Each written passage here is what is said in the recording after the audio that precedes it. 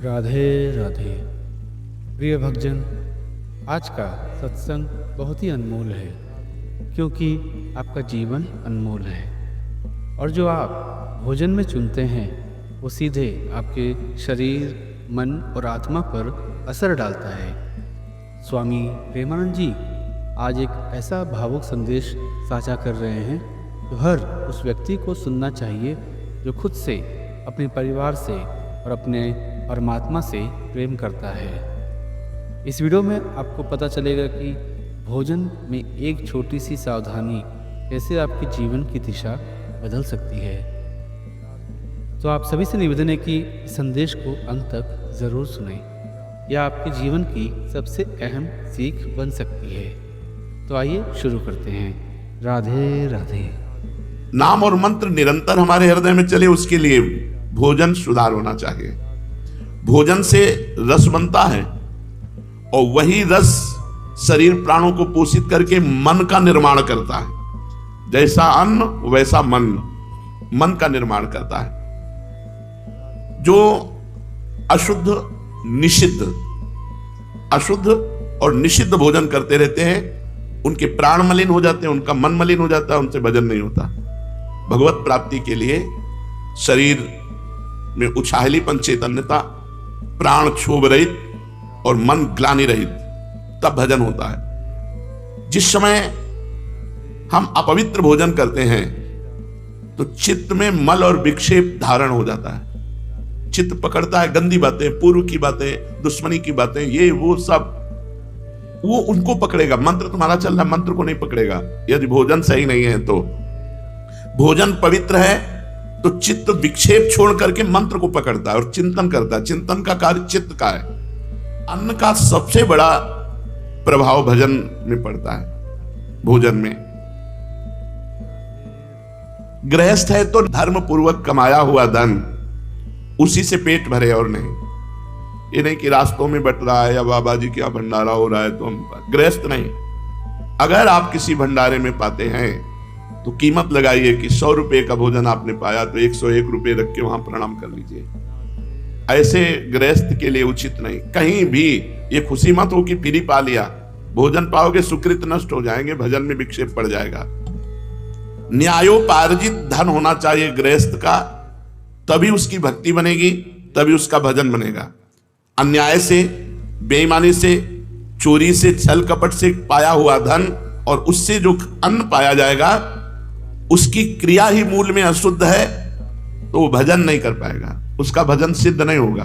बड़ा विक्षेप युक्त कोशिश भी करेगा तो भजन नहीं होगा। अगर पूरा भोजन आपका पवित्र है, गंदी कमाई का है, तो भजन सवाल नहीं। भोजन चित्त का निर्माण करता है। चित्त मंत्र या नाम को पकड़ता है। जो अन्यायी है, अन्याय से धन एकत्रित करता है, भूल जाए कि वो भजन करेगा। पाखंड माला हाथ में, मन संसार में, भजन नहीं हो। इसलिए पहले भोजन पर सुधार कीजिए। गृहस्थ है तो न्यायोपार्जित धन के द्वारा अपना उदर पोषण करे, किसी का भी फ्री पानी न पिए। देख लो आपका भजन बढ़ेगा। कोई हलवा पूड़ी रास्ते में बट रहा नहीं, आप कोई विरक्त थोड़ी गृहस्थ हो, खरीद के खाओ, पवित्र जगह से खरीद लो। यदि वहीं पाना है तो 150 रुपए भेंट रख के आओ। खाली हाथ नहीं कि खाया और चल दिया, बड़ा मौज है, तुम्हारे सुकृत नष्ट हो जाएंगे। अब आया सन्यासी, ब्रह्मचारी, वैष्णव। ये भोजन कहां से पाए? इसमें सर्वोपरि वृत्ति आकाश वृत्ति। आकाश वृत्ति कहते हैं जो परमात्मा स्वयं हमारे पास पहुंचा दे। कहीं मांगा नहीं, इशारा भी नहीं किया, हमारे पास जो आ गया उसी से उदर पोषण। काशी में इसी आकाश वृत्ति से रहते थे। दूसरी वृत्ति पवित्रता में माधुकरी। मधुकर कहते हैं भ्रमर को। जैसे एक एक फूल से थोड़ा थोड़ा पराग लेकर भौरा अपना उदर पोषण करता है, ऐसे 5 घर या 7 घरों से एक एक माधुकरी लेकर के अपना उदर पोषण करे। श्वान वृत्ति कभी स्वीकार न करे। धनी पुरुषों की चाटुकारिता करके अपनी व्यवस्था करा लेना, श्वान वृत्ति कभी नहीं। सिंह वृत्ति कभी धारण न करे। अपनी तपस्या का रौब, अपना चमत्कार दिखा करके भरण पोषण नहीं। आकाश वृत्ति, मधुकर वृत्ति, मधुकरी वृत्ति, और सबसे महान है अजगर वृत्ति। आकाश वृत्ति में तो हम व्यवस्था करेंगे, हमारे पास 100 रुपये आ गए तो हम गेहूं लाएंगे, चावल लाएंगे, दाल लाएंगे, तब व्यवस्था। वो ये भी नहीं करेगा।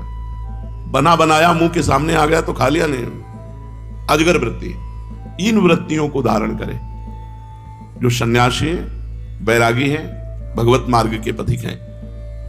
अगर वो किसी आश्रम में पाते हैं तो पूरी पसीना निकालने वाली सेवा होनी चाहिए, 4-6 घंटे की सेवा की। नारायण स्वामी जी जब वृंदावन वास कर रहे थे तो 8 घंटे लेवरी करने के बाद कह देते मुझे 4 रोटी दे दो बस। 8 घंटे मेहनत करते और 4 रोटी लेते, खूब भजन करते। ये मत समझो कि आप भजनानंदी हो, बढ़िया कपड़ा, बढ़िया जूता, बढ़िया भोजन, ये फ्री है। ऐसे भजन नहीं होता। झाड़ू लगाओ, पोछा लगाओ, 2-4-6 घंटे खूब मेहनत करी और फिर उधर पोषण किया और रात दिन भजन में लगे, तब तुम्हारा भजन बढ़ेगा और सुरक्षित रहेगा। नहीं तो माधुकरी पाओ और यमुना किनारे पड़े रहो, वहीं मांगो, खाओ, यमुना जी के पावन तट पर रहो, कोई सेवा मत करो। ये तुम्हारा भजन भले बन जाए, वो भी गुरु आज्ञा से, मनमानी आचरणों से तो वो भी नहीं। जो भोजन पवित्र नहीं पाता उसमें आलस्य, प्रमाद और भोग कामना, ये 3 बातें रहती हैं। पड़े रहना, अरे हम नहीं कर पाएंगे सेवा, थोड़ी सेवा है वो भी उतनी जगह अपवित्र पड़ी, पोछा नहीं लगाया। प्रमाद, भोगों का चिंतन, ये खा ले, ये भोग ले, वो भोग ले, भजन नहीं। और चाहे गृहस्थ हो या विरक्त, भोजन आधा पेट अगर भजन करना। जब भजन में मन लगेगा तो भोजन में रुचि नहीं होती। भजन का बल होता है कि ऐसा नहीं होगा कि मैं ऐसे 8-8 दिन भोजन नहीं मिला, गंगा जल केवल पी के, कभी हमको महसूस नहीं हुआ ऐसा। आहार दबा दबा करके करोगे तो भजन थोड़ी होगा। अपने गुरु जी को जीवन भर देखा है, अब भी देखा है, वैसा ही दिनचर्या है। 2 रोटी से कभी 2.5 नहीं पाते। अपने हाथ की बनाई 2 रोटी और शाम के दूध। एक दिनचर्या आजीवन के लिए भोजन की होनी चाहिए, विरक्त को भी। भोजन में 3 दोष माने गए हैं, एक जाति दोष, एक आश्रय दोष और एक निमित्त दोष। जाति दोष वो है जो स्वभाव से निषिद्ध होते हैं, जैसे प्याज, लहसुन, शलगम, गाजर, ये भजन में विक्षेप डालेंगे ही डालेंगे। ये तमोगुणी जाति के हैं, इसलिए इनका प्रयोग नहीं करते। तमोगुण इनसे प्रकट होता है। यद्यपि ये इनकी प्रकट होने की प्रक्रिया पवित्र है, जहां आलू प्रकट होती है वहीं प्याज, लहसुन भी वैसे ही मिट्टी में प्रकट होते हैं, पर ये भजन के लिए निषिद्ध है। ये बुद्धि में, भजन में विक्षेप डालते हैं, इसलिए संतों ने इसे मना किया है। ये कोई ऐसा नहीं कि प्याज लहसुन पाओगे तो पाप हो जाएगा, लेकिन भजन नहीं बनेगा। भजन शुद्ध बने, ये तमोगुणी वस्तु है, इसलिए इसको त्याज किया गया। ये ऐसा नहीं कि एकदम मांस मदिरा की तरह, ऐसा नहीं है। ये हमारे भजन में वृद्धि पड़े, इसलिए सलगम, लहसुन, प्याज, गाजर। जाति दोष वाली वस्तुएं यदि हम पाएंगे तो ये हमारे मन को अपवित्र कर देंगे और भजन नहीं होगा। दूसरा, आश्रय दोष। जैसे रसोई आपको खीर पूड़ी बड़ा पवित्र बना के दी गई, लेकिन उस रसोई में मांस रांधा गया है, वही गैस चूल्हा है, वही बनाने वाले हैं, वही पात्र है, ये आश्रय दोष हो गया। अगर आप पाते हैं तो आपकी बुद्धि भ्रष्ट हो जाएगी। जैसे मांस खाने से बुद्धि भ्रष्ट होकर उसका नरक गमन होगा, ऐसे ही उस रसोई का पाने से आपकी बुद्धि भ्रष्ट हो जाएगी, भजन में नहीं लगेगी। जैसे आश्रय दोष में पहला ये, जैसे शराब की बोतल है और उसमें गंगा जल भर दिया जाए तो आश्रय दोष के कारण वो गंगा जल आचमन के लायक नहीं रहेगा। जैसे जहां शराब रखी हुई है उसके पास आपके सब्जी रखी हुई उसी फ्रिज में, वो सब्जी वो आश्रय दोष के कारण अपवित्र हो चुकी है, क्योंकि वो मदिरा वहां रखी हुई है। इस तरह से आश्रय दोष का त्याग, जाति दोष का त्याग। जाति का यहां मनुष्य से नहीं है, यह वस्तुओं से है। जो वस्तुएं शास्त्र निषिद्ध है उन वस्तुओं का सेवन न करें। आश्रय, आश्रय बहुत ही विवेक के, कहां भोजन, किनके यहां भोजन, कैसे आचरण करने वाले, बहुत ध्यान से।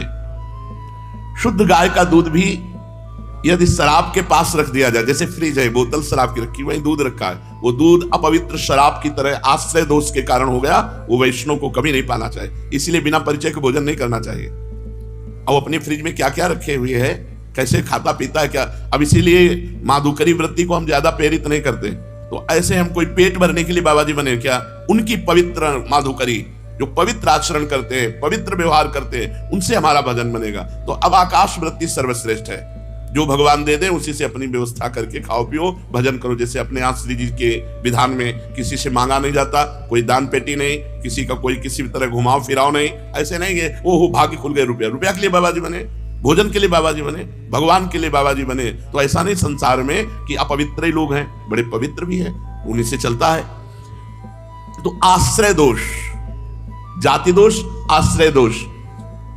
अब निमित्त दोष, साधक को निमित्त दोष से भी बचना चाहिए। जो वैष्णव नहीं है, जिनका अपवित्र आहार विहार है, उनका छुआ भोजन नहीं। हमारे लिए अछूत कौन? जो वैष्णव नहीं है, जो भजन नहीं करता।